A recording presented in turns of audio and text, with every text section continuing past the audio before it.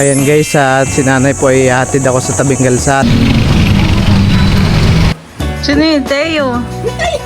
Ha?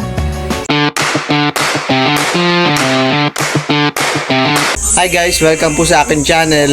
Ngayon po ay ako po ay pabiyahe na po ng Infanta Quezon. Pauwi na po ako. Ayan guys. At habang po ako ay paalis ay sila nanay, sila tito. Ano mo na, punta na ako nay. Yeah, sama ako sa pier. Sama ka sa pier? Oo. Sama ka sa tabing kalsada? Ayan guys, at si nanay po ay hatid ako sa tabing kalsada. Sama daw po siya. Kami na po ni nanay ay nag-aabang po ng masasakyan. Sila nanay. Alas 7:15.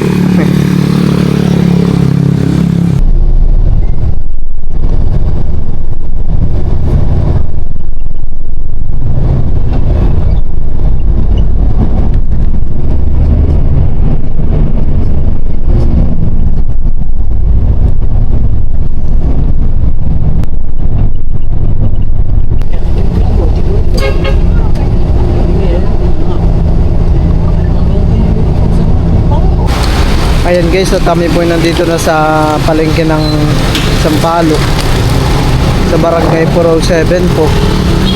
Dahil pong tao.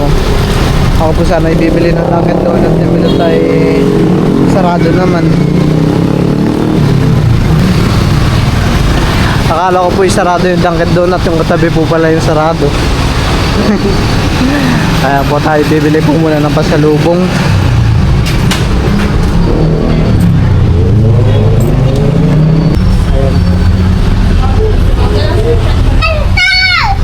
Ako na po ang pipili ng tata ng anong flavor. Ako na po ang pipili. Ayun guys, ako po muna ay bumili ng pasalubong Milot. At siya po yung request ni Milot sa akin. Yeah, napipaw. Bali yung Raymond Bus Terminal po dito ay malapit na rin naman. Kapagod. Kaya nilakad ko na lang po. Ako po'y nakasakay na. Sobrang init po talaga. Ayan guys, di na po nakapag-video kanina at daming tao. Marami po rin akong dala. Ganito po ngayon karami yung mga tao dito sa terminal. Marami po pauwi ng mga Bicol. Bicol po yata. Madami tao. Ako po yung bumili po muna ng mainom. Ang init po dito sa taas. Ayan guys, at kami po yung nakaalis na po ng terminal. Medyo po mainit doon sa terminal kanina. Kaya ngayon naman po ay yung bintana naman po dito ay mahangin. Presko. Init.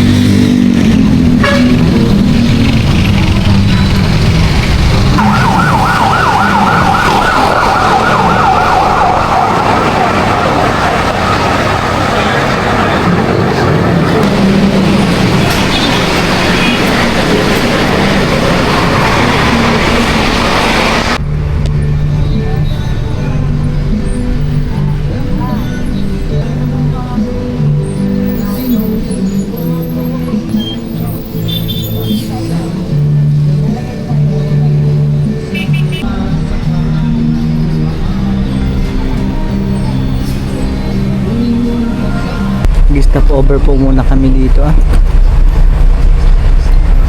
Kami rin po ay paalis na. Ginabon na po ako, baka dating ko pa po doon ay mga 11.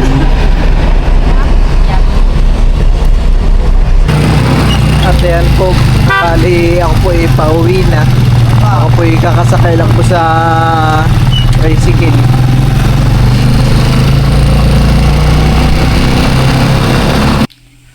Ayan po at kakauwi. At kami po ay kakain na po muna ni Milot.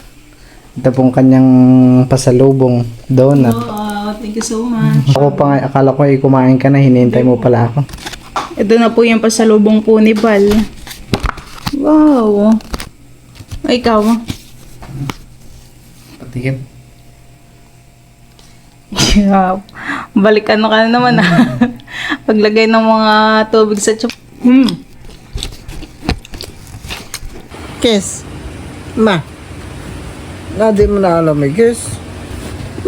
Ma. Sino yun, Teo? Ha? Sino yan? Ba't tumitim? Mahal. Kilala mo ba yan? Ay. Sleep na ulit. Bukas na lang ang maglablaban. Tingin. Isa okay. Isa okay.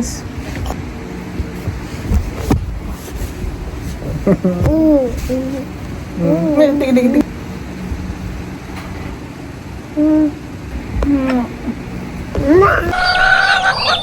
Yan po. Good morning po. Ngayon po ay dito po ako natulog sa fish pond. Dahil sila papa po ay nasa Maynila. Kasi na mga pumagpa-enroll si Kim. Ayun po. Ako po muna yung magpapaka ng mga alagang manok at talagang kanina pa po ako inaantay.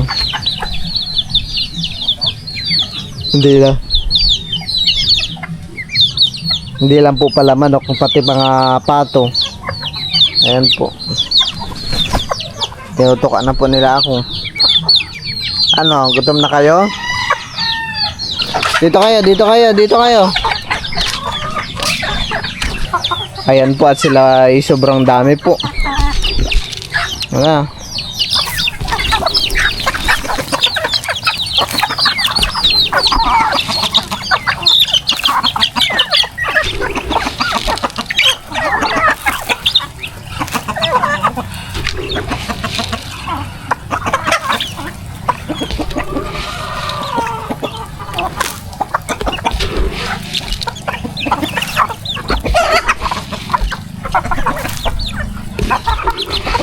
Ito po itong mga nakakulong.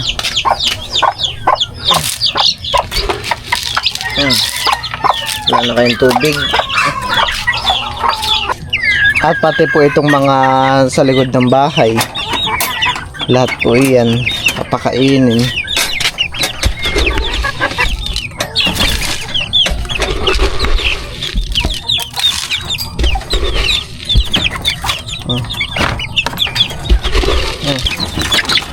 Yan po yung mga, yan po ilalagyan ko rin po ng mga tubig mamaya.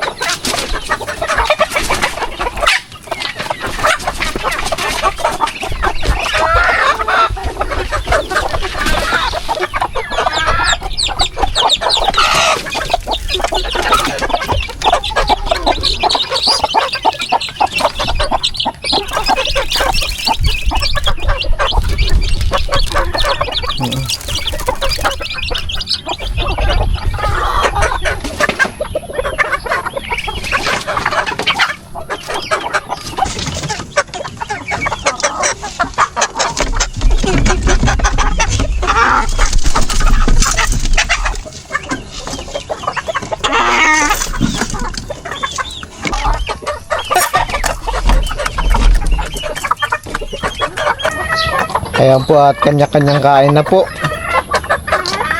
Tuwing umaga po ay talagang dapat pakainin mga manok. Umaga at hapon.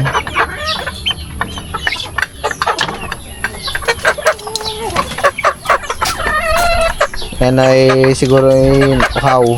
At walang tubig. Yan po ay aking papainumin pa po.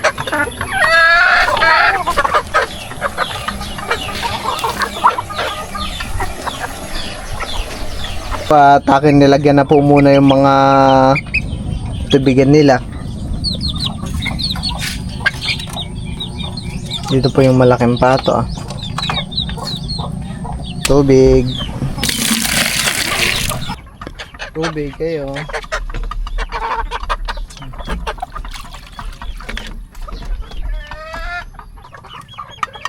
Tubig.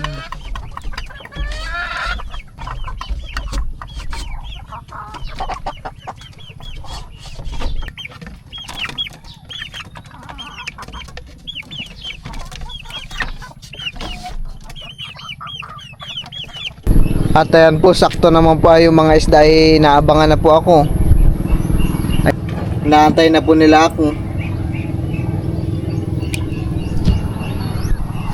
Kaya akin na po silang papakainin.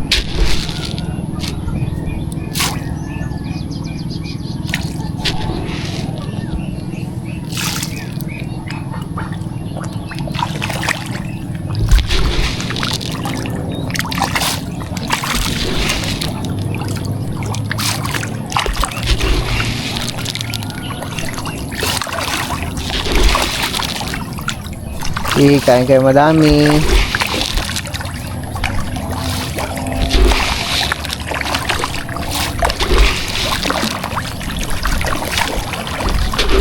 Kain kayo madami.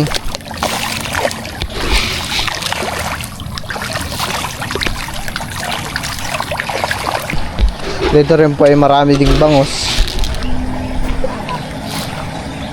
Oops, ayaw pa nila. Ayaw pa nilang kumain mga tulog pa yata. Oh. Ayan na, naramdaman na nila.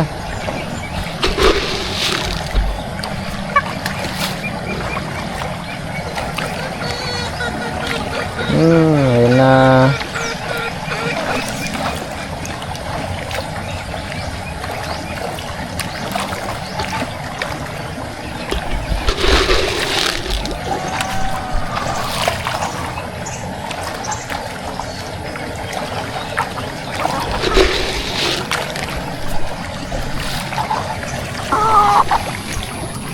Na yung mga manok po parang nabitin pa.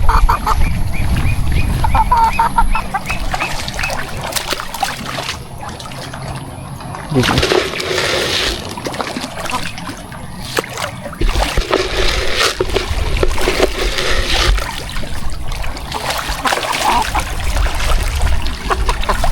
Ayan po, pagtapos pong pakainin ng mga manok at mga isda po ay ako po iuwi na po muna sa bahay.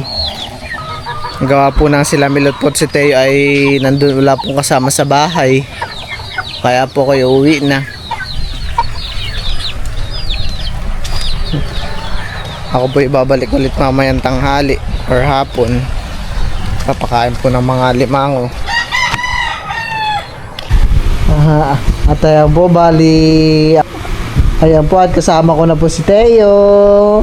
Hello! Naman talagang nguso naman talaga yan. Nguso. Ay, sure, pabogi naman talaga. Kiss mo ko. Kiss.